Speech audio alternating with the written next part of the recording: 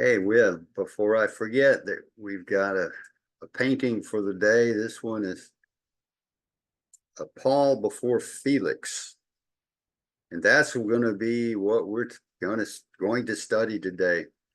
Paul before Felix, pleading his case and having people accuse him before this Felix person.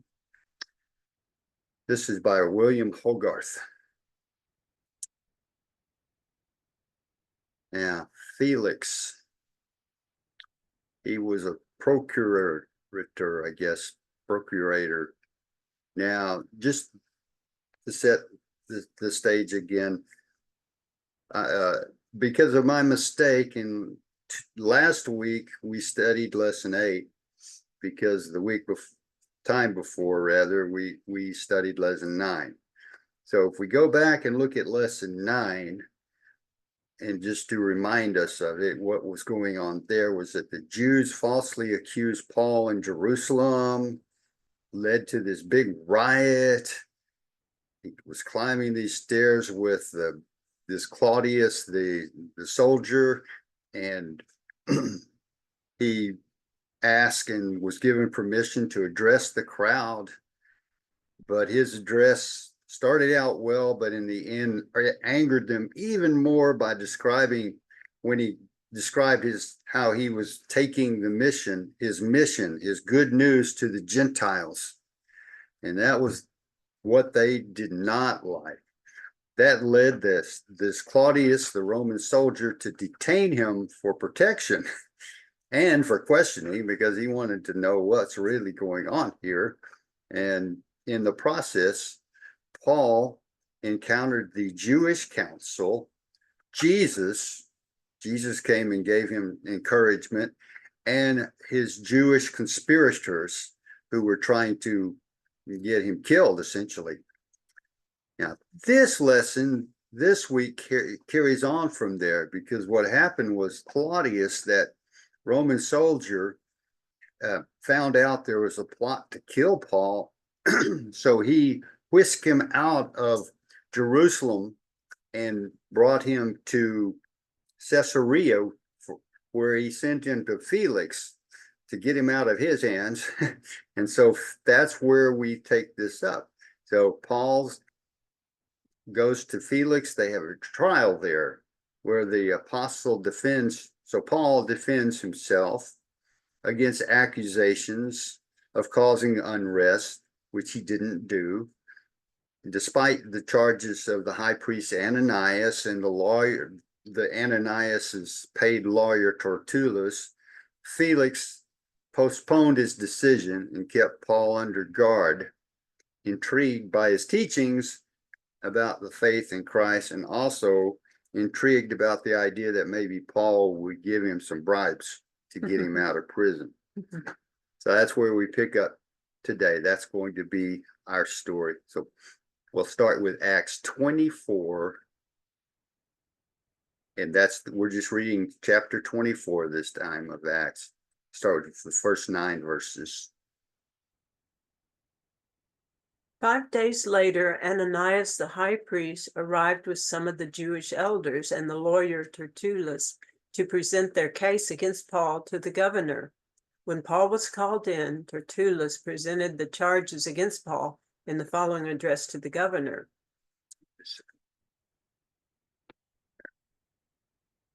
Okay. You have provided a long period of peace for us Jews, and with foresight have enacted reforms for us. For all of this, Your Excellency, we are very grateful to you. But I don't want to bore you, so please give me your attention for only a moment. We have found this man to be a troublemaker who is constantly stirring up riots among the Jews all over the world. He is a ringleader of the cult known as the Nazarenes. Furthermore, he was trying to desecrate the temple when we arrested him. You can find out the truth of our accusations by examining him yourself. Then the other Jews chimed in, declaring that everything Tertullus said was true. Right. So this fellow Tertullus, here's a rendition of what somebody thought he looked like it's on the internet. I found this and it looked perfect. I wish you could see it, Jeannie. Maybe Yeah. I'll send you a picture of it. Like a cartoon. Any- Oh, Anyway, the lawyer. of the lawyer with a big nose and looked like almost like a vulture there, trying to get at Paul. Mhm. Well, the official Jewish party descended from Jerusalem to Caesarea. We say descended because Jerusalem's up on a mountain and Caesarea is down by the coast. So that party, that entourage included Ananias, the high priest, some Jewish elders, and this lawyer, Tertullus, I was just talking about.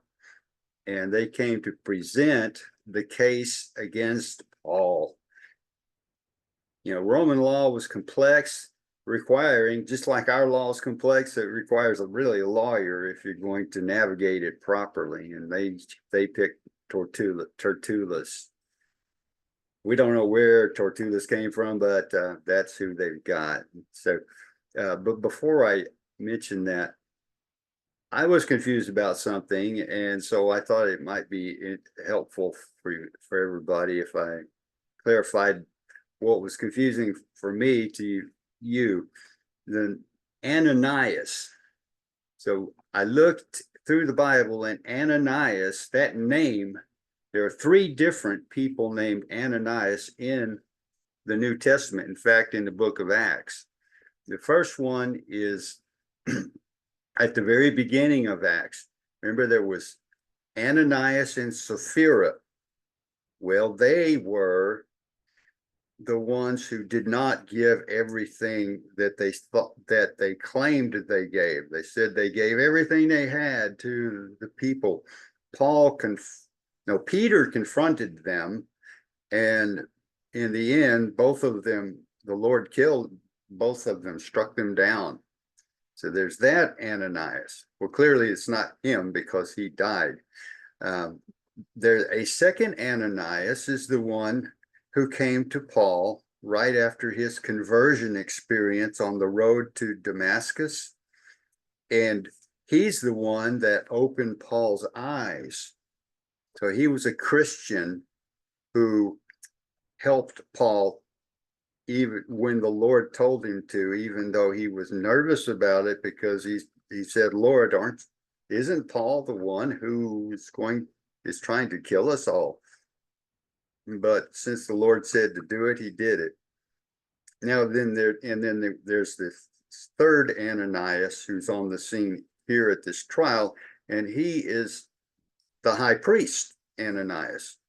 He's the one that Paul called like a whitewashed something or another, and somebody slapped him for it. He said, do you talk that way to the high priest? And Paul said, oh, I'm sorry, I didn't know he was the high priest. And then, so that's that. And then another point of confusion to me was in Jesus' trial, years before, they had a high priest who was Caiaphas, but his uncle was named Annas. So that's not, I was thinking that Annas had been the high priest. So there was a high priest named Annas, but this one is Ananias, and it's a different person. So in case that confused you like it did me, I hope I haven't confused you more, but maybe helped a little. Anyway. Good mental picture of it. Okay, good. Well, moving on with the lesson proper. So as Ida read, Tertullus, this lawyer, began with flattery. He tried to win over the judge. He complimented Felix, claiming his reforms had brought peace to the land. And although that was not the case, Felix was had not brought peace to the land, and it was in trouble.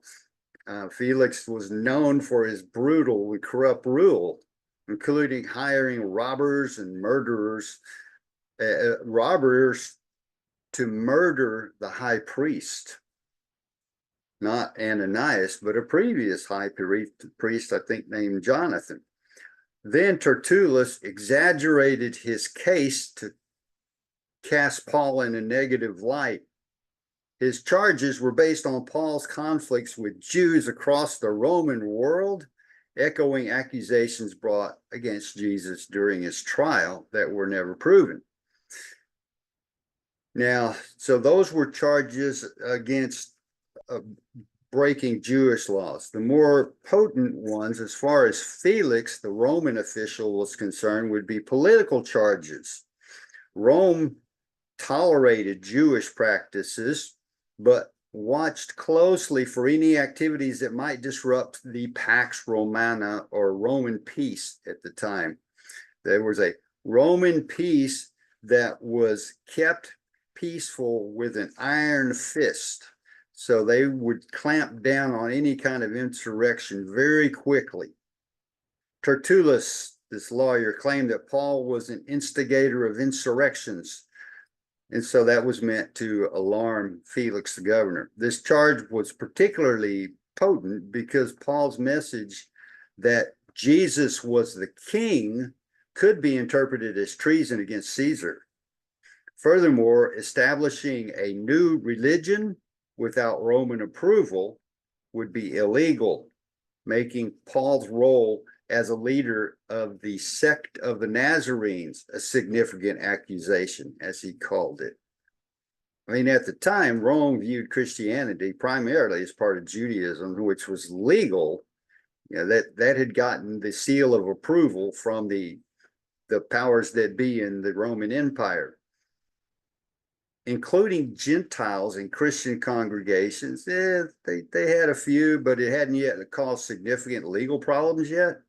However, as more and more Gentile believers joined these congregations and they started separating from the Jewish synagogues, we're going to find that Rome did begin to see Christianity as a distinct and problematic faith that they persecuted big time, especially, you know, the story of Nero blaming on the fire on the Christians. Well, but that's in the future. At this point, that's not how Rome felt. They just said, well, it looks like a religious dispute most of the time when the Christians and the Jews feuded like this. Tertullus' final accusation, this had to be delicately managed by Tertullus because it involved accusing a Roman official for not doing his job. You know, this guy that saved Paul's life. Well, Felix and the other officials preferred not to get involved in Jewish religious disputes, as I mentioned, but Tertullus softened his original charges that the Jews had made of the Asian province, because they had said that Paul had profaned the temple, whereas Tertullus says he just claimed to, he tried to profane the temple. This was a strategic change. He did it on purpose because the original charge was so hard to prove. For one thing, there was no sign that the temple had been profaned. And for another, those Jews who had made the argument were long gone. They were from another province of Rome, and they had gone back where they came from.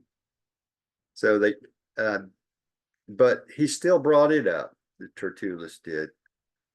Now, if we compare Luke's account of Paul's arrest that we read about in the previous lesson with the captains this time and the lawyers, you compare them together, it shows why the judges and juries can get confused. They were so different. Tertullus portrayed Paul as guilty of profaning the temple, and that the Jews were rightful in seizing him, and that the captain, Claudius, overstepped his bounds by intervening in the thing. He said they should have left us to fix the problem. So Tertullus knew that the Jews had the authority from Rome to arrest Paul and persecute prosecute him for violating Jewish law.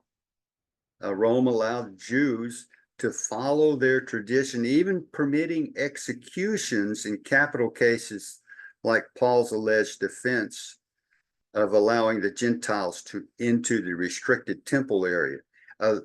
If Paul had allowed the Gentiles into the restricted area of the temple, then that would have been a very serious thing. And Rome even allowed, I just said, they allowed the Jewish leaders to actually kill people who did that without the Rome having to intervene. So that was a very serious charge. And Tertullus argued that if Claudius hadn't intervened, well, the Jews would have tried Paul themselves and saved Felix and Rome the trouble and expense. Of course, the result would have been Paul would have been killed. Well, but that was part of his case. In closing, Tertullus hinted that Claudius should have been present to defend his actions. Where's Claudius in this trial? Why didn't he come? During Paul's 2-year detention, in fact, in Caesarea, he was there 2 years. Claudius never showed up to give his side of the story. So you got to question that. Well, Paul was present, though, at the trial. Felix could examine him directly to verify Tertullus' claims, or at least see what Paul had to say to defend himself. The Jewish delegation agreed with their lawyer, Tertullus, of course. Well, again, this whole thing highlights the complexity and political maneuvering in Paul's trial, displaying the tensions between the Jewish leaders, the Roman authorities, and this emerging Christian faith. Kind of a three-way triangle there of tension building. That takes us to the next chapters. Any thoughts or questions before we move on? Well, if the Romans weren't Jews, were they Gentiles? Yes. So they were considered Gentiles.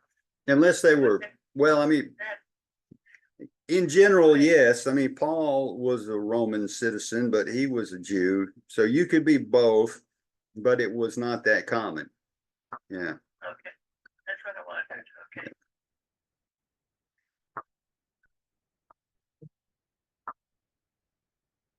Hadn't changed too much, hadn't it? No, about trumped up charges and trials. Medical test. Yeah. Seems to be like nothing's changed too much. Good observation. Goodness. Okay, Acts 24:10-21.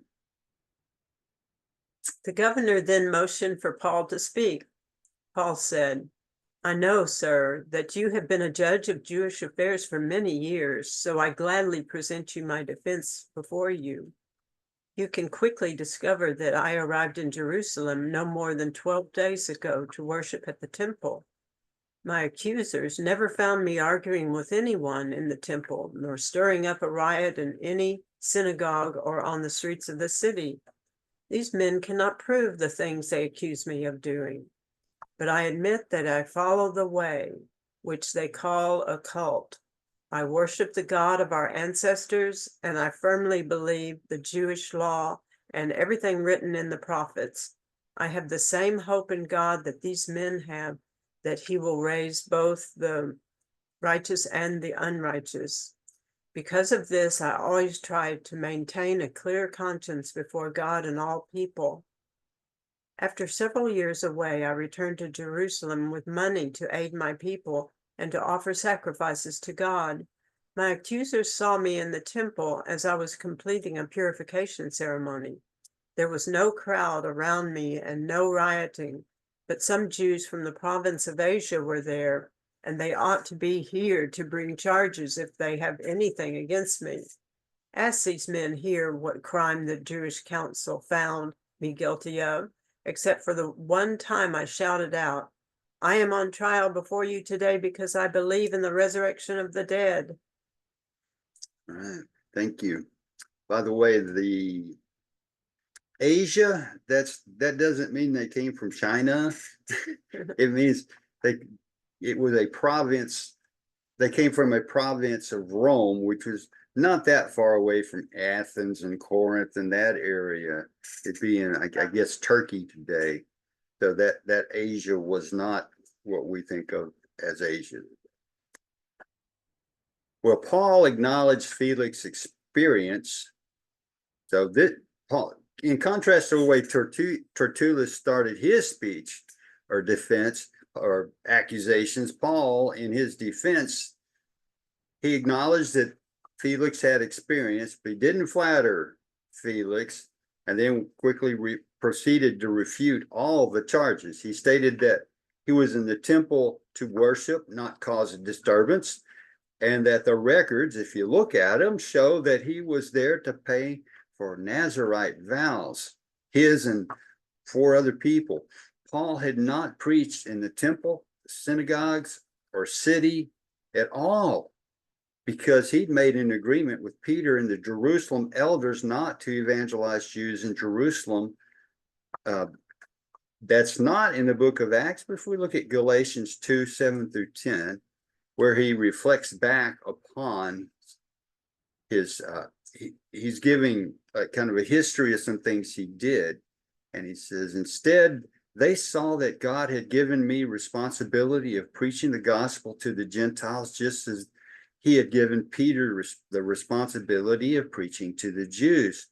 For the same God who worked through Peter as the apostle to the Jews also worked through me as an apostle to the Gentiles. In fact, James, Peter, and John, who were known as the pillars of the church, recognized the gift that God had given me, and they accepted Barnabas and me as their co-workers.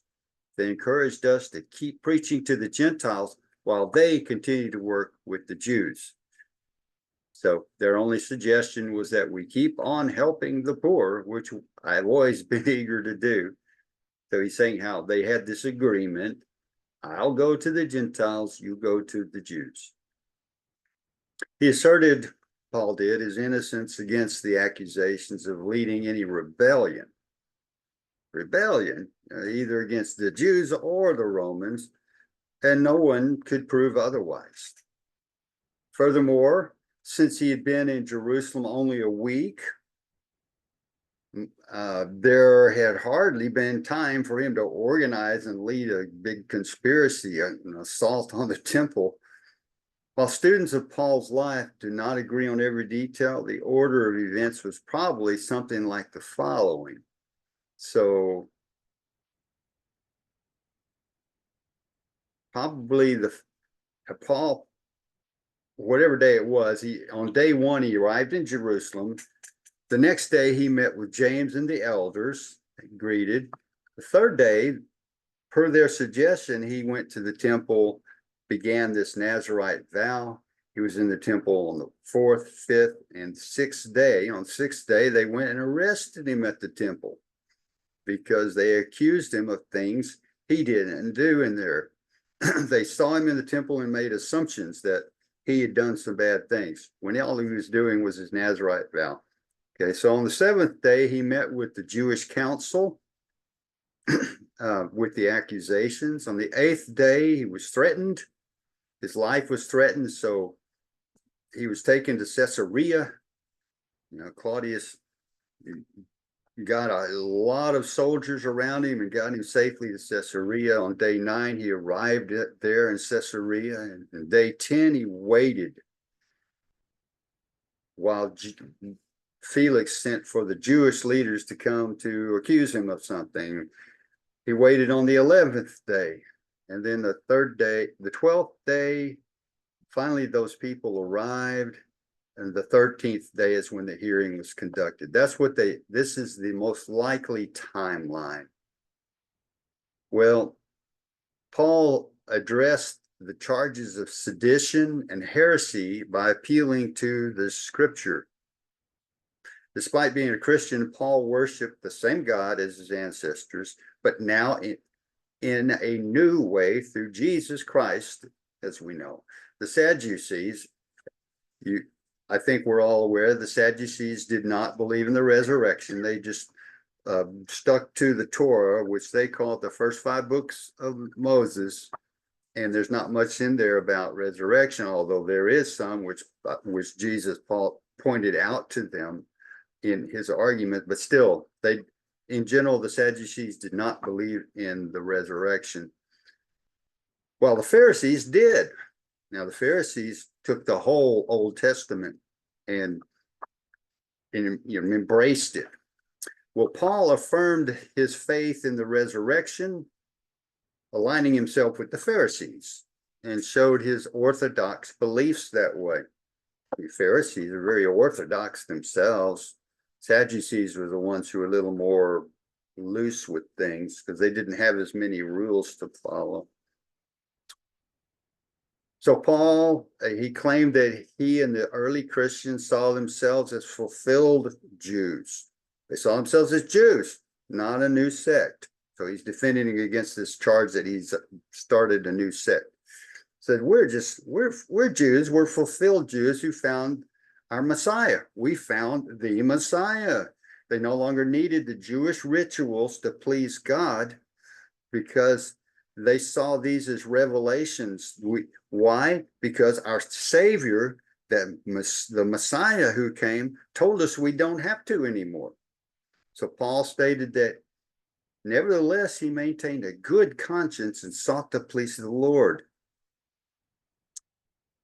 And then Paul defended himself against these Asians' false accusations of profaning the temple by explaining how he'd been there to help the Jews and present his offerings to them.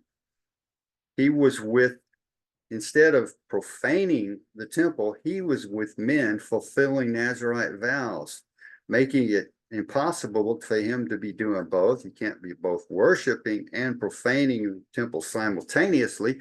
And if you're fulfilling a Nazirite vow, you're doing that under the direction of one of the priests. So some priest was overseeing what Paul was doing. So if he was profaning the temple, it was the priest's fault, not his. He was doing what the priest told him.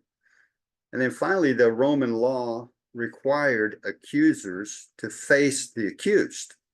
Well, since Ananias didn't bring any of the people accusing him of his charges, there was no evidence. So there was nobody faced him other than people who heard about things secondhand. Paul noted that the high priest and the Sanhedrin had abused him instead of giving him a fair hearing. Said, these guys didn't give me a fair hearing. They were just abusing him. He sarcastically suggested that his crime was reminding the council of the Jewish doctrine of resurrection. So that's how Wiersbe interprets this last sentence there where Ida read it. It says, ask the men here what crime the Jewish council found me guilty of. And then here's where the irony comes in. Except for the one time I shouted, I am on trial before you today because I believe in the resurrection of the dead, which is what in effect he's shouting is because I believe in this Jewish concept of the resurrection of the dead. And that takes us to the next item, which is Felix again, that fellow, and his foolish attitudes. Acts 22 verses 22 through, I'm sorry, Acts 24 verses 22 through 27. At that point, Felix, who was quite familiar with the way, adjourned the hearing and said, wait until Lysistrata, the garrison commander, arrives. Then I will decide the case. He ordered an officer to keep Paul in custody, but to give him some freedom and allow his friends to visit him and take care of his needs. A few days later, Felix came back with his wife, Drusilla, who was Jewish. Sending for Paul, they listened as he told them about faith in Jesus Christ. As he reasoned with them about righteousness and self-control and the coming day of judgment, Felix became frightened, Go away for now, he replied. When it is more convenient, I'll call for you again. He also hoped that Paul would bribe him, so he sent for him quite often and talked with him.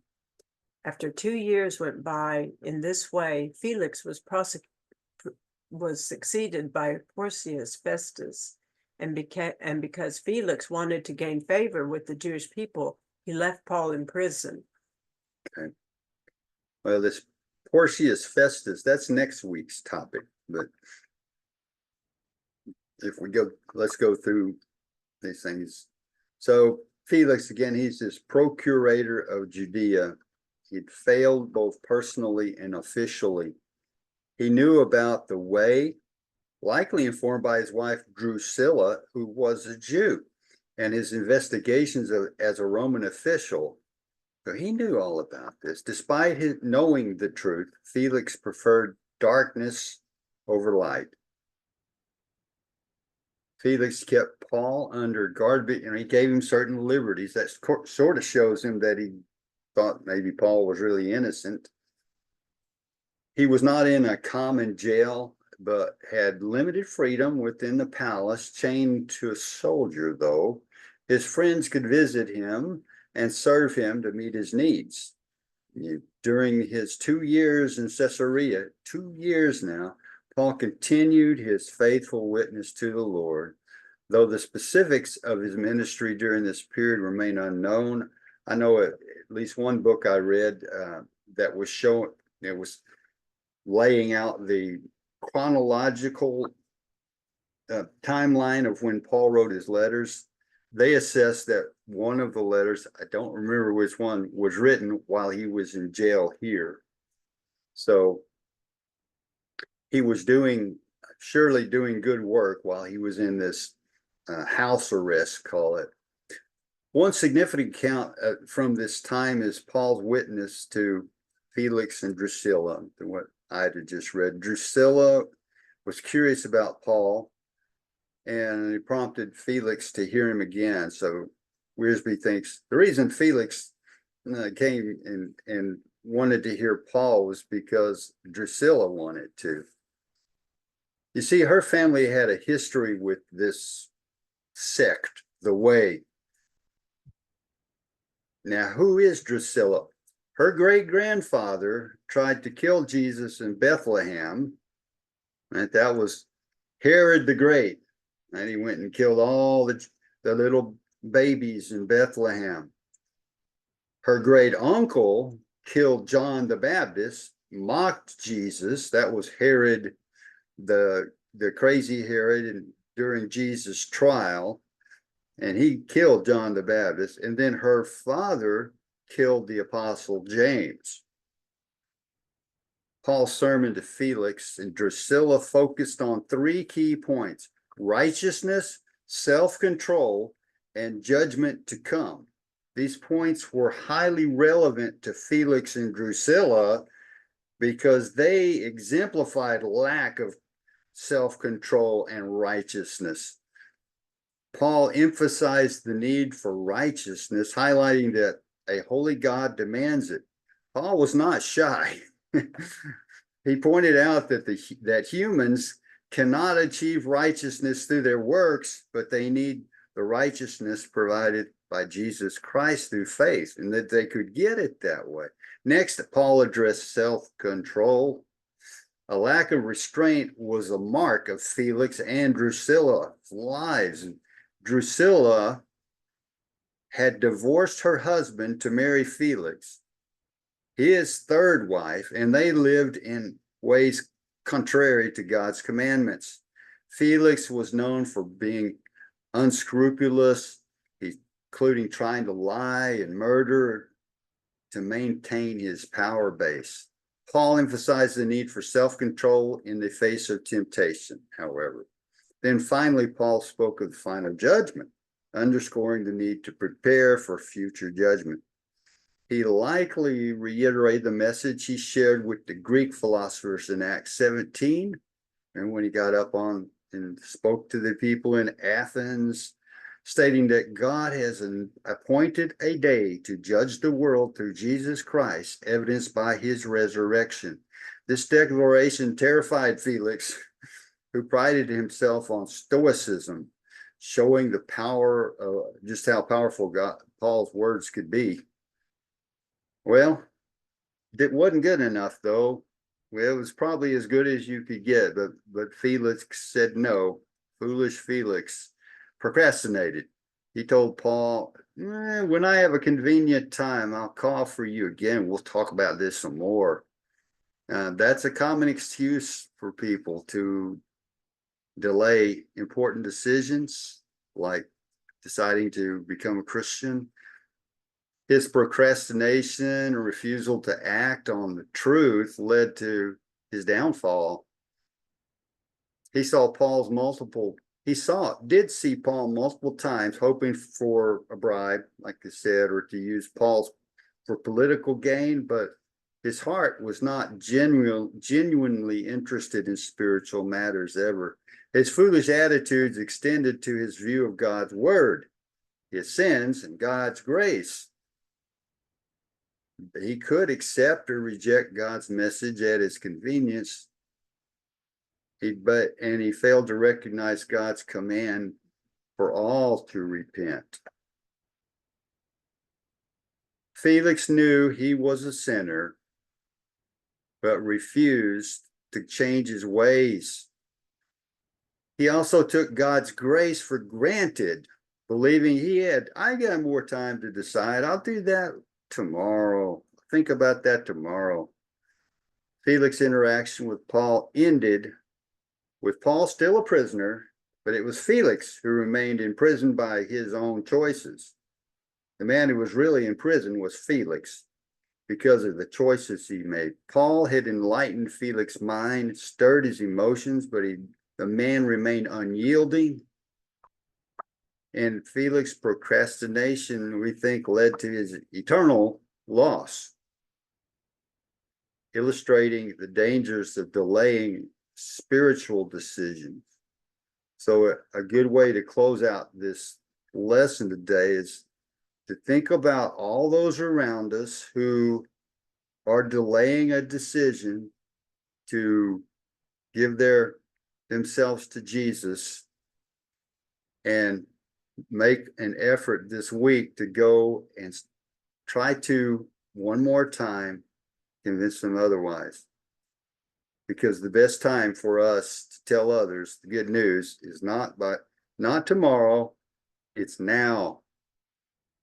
So just like they should not procrastinate, we should not procrastinate in deciding to go talk to them about it.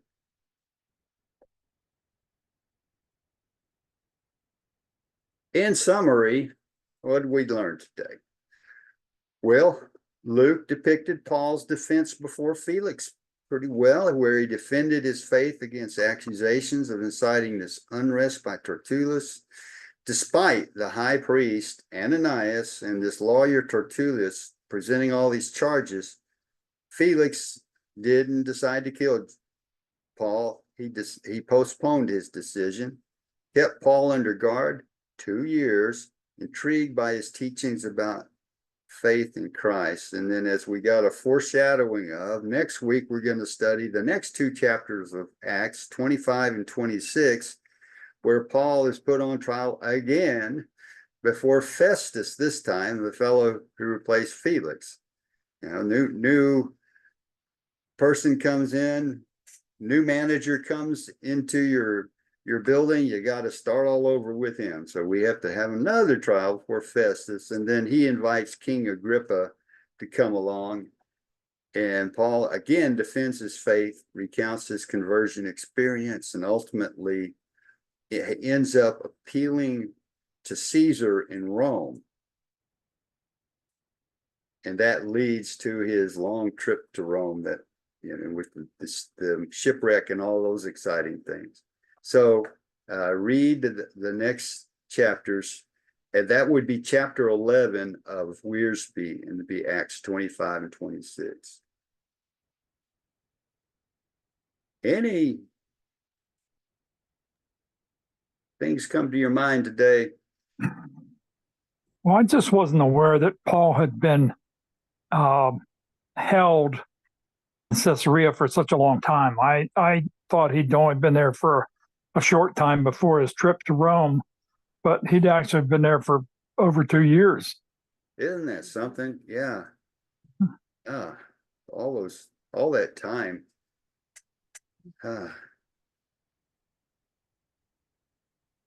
And he didn't back down a bit. He didn't cave. He said, okay, keep me here. I'll do whatever God's got for me to do in jail. I'm sure he wrote letters. We might not have those letters, but I'm sure that he wrote a lot of letters to people. Yeah. That's what he did. He was known for writing letters all the time. Yes. So yeah, I'm sure that you're right. We just don't know them, but he wrote them. Caesarea is not that far from Jerusalem, so he could still communicate with the church there, and probably a little bit with his home base in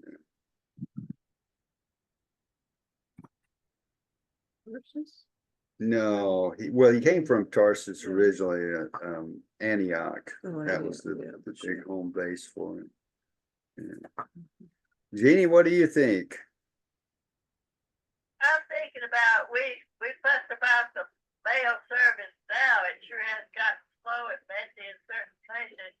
Wonder how long it took to get that letter someplace. Yeah. Sometimes he would have a friend deliver the letter to him. Thank you. Hand delivery, yeah. Mm-hmm. I think that Rome did have a pretty good delivery system for mail. And nothing like we have today. Ours is not as good as it has been, as we all know. Yeah. I But mailed a little granddaughter, the great granddaughter, a check for graduation, and I think it took about 12 days to get there. Now that's ridiculous. Wow. wow.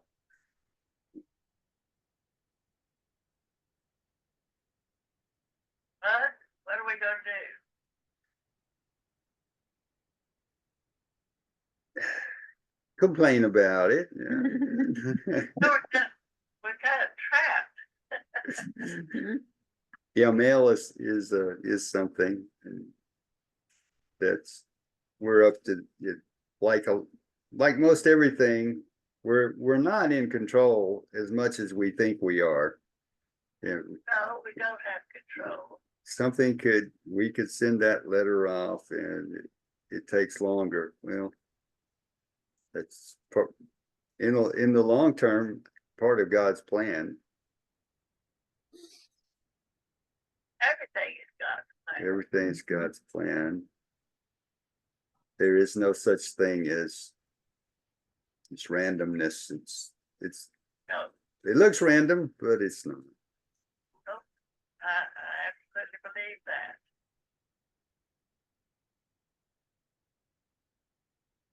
I know we're so blessed in so many, many ways. And we have prayer answered a lot if we have sense enough to know it and stop and think about it and pray today. Yes.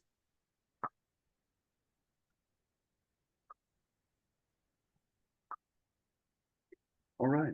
Well, we can end early today. I'll go ahead and stop the recording. I want to know one thing. Oh, okay. In the very beginning of this lesson, you had not a title, but a description of Felix. What was that word you used? I couldn't tell exactly what it was. Procurator? Spell it for me, please. Okay. PRO cure. Let me make sure I've got it on here on my notes. So let me bring those. Yeah, back to the Give me a second. Procurator. He was procurator of Judea. There's a history there. You're, Curator from a museum. I'm trying to put all that together in my head about that word. oh, it's not like a curator of a museum. Well, I know that, but it's part of that word. I can give you a little history on that, why Felix was there. So Herod the Great was the king, call it, of all of the land there, Judea and Idumea, that's Edom, and big region there. All of what we think of as the Holy Land. And then when he died, he had 3 sons, and he divided his kingdom amongst those 3. And they were like a vassal of Rome. And so Rome, as long as things went well, Rome was okay with that. But over time, his sons messed up so badly their job that Rome came in and removed a son and put in an official. And that's why Pilate was in there in Jesus' time. Okay, and that's Felix had that job at this point. Pilate, I mean, that was a hard job because these Jews wanted to get Rome out of their, they had all these zealots and people who wanted to kick Rome out. They didn't want Rome there. So they had this uneasy alliance. It was at peace, but it wasn't a very stable peace. So to try to balance all the needs of Rome and the needs of these people and their rituals and everything was a hard job. So Pilate did it for a while till Rome decided he needed a replacement. So then they brought in this Felix, and then Felix messed it up, and it talked about that a little bit in here about how he even had one of the I guess high priests he didn't like murdered, and so they had to get rid of Felix. So then they brought in Festus. So that's what that is. It was okay. It was somebody brought in because the original, call him little mini king Herod, the one of the Herods didn't do well.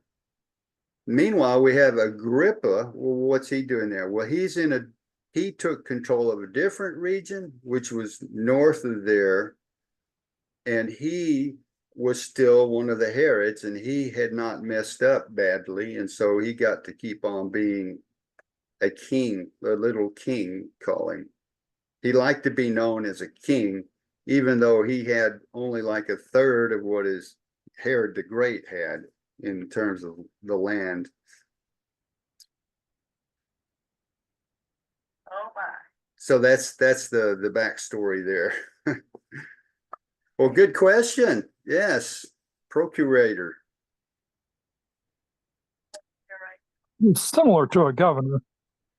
Yeah. Governor. And you could call it governor.